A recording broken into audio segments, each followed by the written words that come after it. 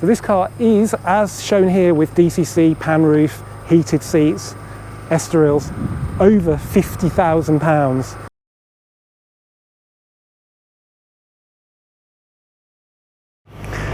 Hello guys, and welcome back to the VolksWizard channel. Now, as you probably know, if I had to choose between a Golf GTI and a Golf R, I would always go for the Golf GTI. But there is one thing the Golf R can offer you that a GTI never will, and that is an estate model. And you'll probably know, if you've watched the channel for a few years, I was a big fan of the old 7.5 Golf R estate, so much so I bought a brand new one at the back end of 2020. Well, as you can imagine, I've been waiting with bated breath for the Mk8 version to come along, and here it finally is. So let me show you everything you need to know about the Mk8 Golf R estate. Okay, and usually we're going to start at the back of the Golf R estate because that's where all the difference is over the hatchback. So what do you think, guys? First thing I've noticed is that it's a lot swoopier. So on the 7.5, the hatch was a lot more upright, which made it look more like a photocopier salesman's car. This looks a whole lot sexier, a bit like the Leon estate. And I think with the Golf R treatment, it really does look a very stunning car. Obviously everything's in its favour. We've got lapis blue, we've got sunlight, we've got black Estorils. I'm not too sure if I like black wheels with silver roof rails and silver mirrors though. That's a bit strange. I'd want all that in black, I think. But yeah, what do you think? Would you have this over the hatchback? Would you have it over the 7.5 R estate based on looks? Let me know in the comments. So this car is, as shown here, with DCC, pan roof, heated seats, Estorils, over £50,000. At some point in the last year, the cars have gone up from 39, the old hatch was 39,270 or something. It's now 42,190. That's £3,000 increase in a year. And the estate is 2.5 grand on top of that. So base price is 44,535. This car's got about £6,000 worth of options.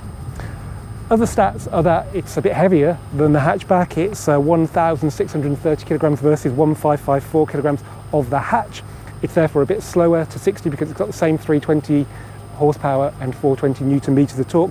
So 0 to 60 is dispatched in, well, 0 to 62, 4.9 seconds versus 4.7. I don't think you're really going to notice that. It is, as you'd expect, a little bit longer than the hatchback. It's 35.4 centimeters longer, so a bit longer than the ruler I had at school. It's the same width. It's apparently 8 millimeters higher, which I thought might be the roof rails, but they're much more than 8 millimeters higher. So maybe it just sits a little bit lower, taking into account the roof rails. Where it really matters though is in the boot. So in the hatchback, we've got a pretty good 381 litres with the seats up.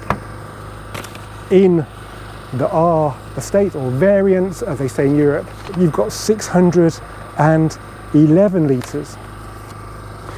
Let's just have a look, as we always do, underneath the boot floor, see exactly what you get for your money. You get a subwoofer for the Harman Kardon sound system and not a lot else, but at least it's carpeted. That should keep the noise down. So yeah, obviously practicality is way better than the hatch, and you can do this as well. Hours of fun. So there we go, that's a very, very commodious car. Okay, you've seen the outside, let's have a look inside. So we've got the standard cloth, which is part leather. We've got the bright blue bits on the back there to brighten the cabin up. Got the floor mats with the blue and grey piping on them and the R logo. So it's just like the Golf R hatch. It's very similar to the R line as well, but let's not go there today. So let's check out the spec then. We always love a sunroof, don't we? So let's, it's a touch sensitive one. There we go. And look at that glove panel at the back. So you can't actually have that in the hatchback, so that's a definite bonus. Oh dear, on this brand new car we have got a rear traffic alert fault. So yeah, that's not good, bearing in mind it's brand spanking new. Harman Kardon sound system, which brightens up the A-pillars, not so much the speakers down there. We've got heated seats here, which we definitely do not need today. We've got the bigger paddles, the R button there for the modes. Yeah, it's Golf R here. Where it matters is at the back, and I think as well the looks, because for me it's a really good looking car, and I just think a little bit cooler than the hatchback. That's just my personal opinion.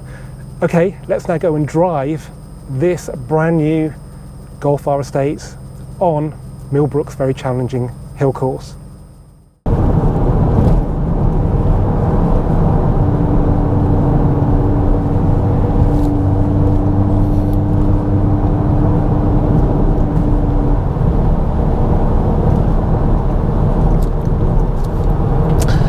Okay, so I've put the car straight into race mode. That gives us the firmest damper setting, the most noise, the sharpest throttle response, and the most rear drive from the new Magna torque vectoring rear axle. We don't have the performance pack on this car, but to be honest, I don't really miss it. Every car gets the new Magna rear axle, which means it does drive the rear axle a lot more, like in tight corners, like the ones we're going to experience on this hill course at Millbrook.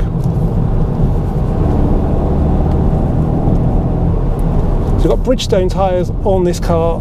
They're probably going to be in their element at these kind of temperatures today because it's nice and dry, but you can still feel the rear axle helping you get around in tight corners like that. This course is just like your most dream B-road. And whenever I drive these new Golfs hard, I just can't get over how slick the 7-speed DSG is. It just gives you the gears when you want it. We just went slightly sideways then. And the Golf R's bigger brakes, okay, they're working a bit harder on the slightly heavier estate, but they're still well capable. Probably more capable than I am. Look at that, it just fires out of the corners. So yeah, race mode, it's not too bad really. It feels, I mean, this surface is far from perfect, and I think you could use it on a reasonably well surfaced B road. It does give you a lot of control. Oh, I love this bank corner. Wow.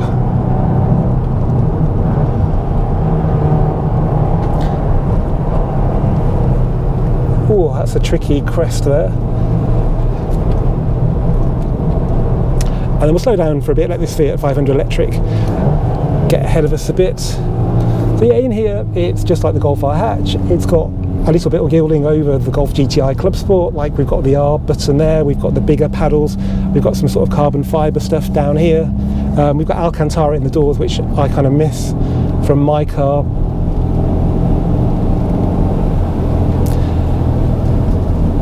But yeah, if you like the Golf R hatch, you'll love it in here, and also you get that bigger sunroof, which does give it a bit more airiness in here. So we've got the famous jump here at Millbrook. Oh no, 1600 kilograms did not take off then. Bit of a pothole there, and even then it's still quite comfy. It just fires out of corners.